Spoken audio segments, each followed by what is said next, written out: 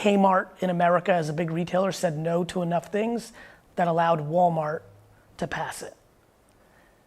IBM said no to enough things that led Microsoft to happen. And Microsoft said no to enough things that let Google happen. And Google said no to enough things that let Facebook happen. And on, and on, and on. Attention is the #1 asset.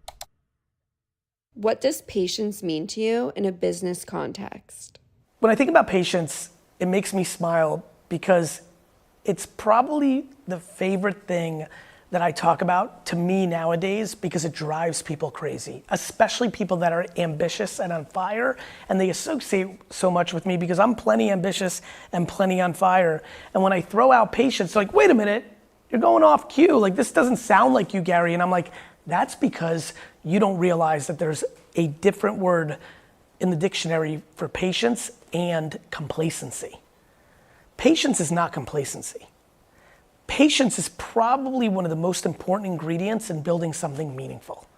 Back to building brand, back to other things that I care about, like parenting. If patience is not one of your partners, you're dead. You're too short term, you're gonna deviate from the plan, and you're probably gonna make a misstep.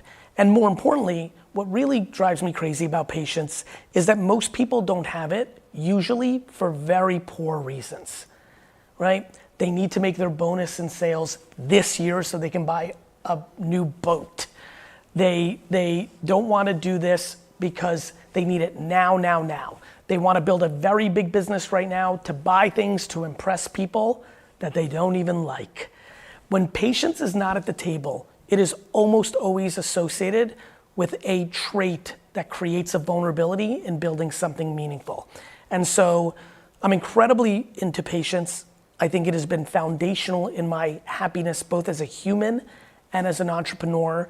And I think that some of the most successful businesses of all time, that when you look under the hood and you take away the masks and the facades, you can really see that patience was one of the biggest ingredients.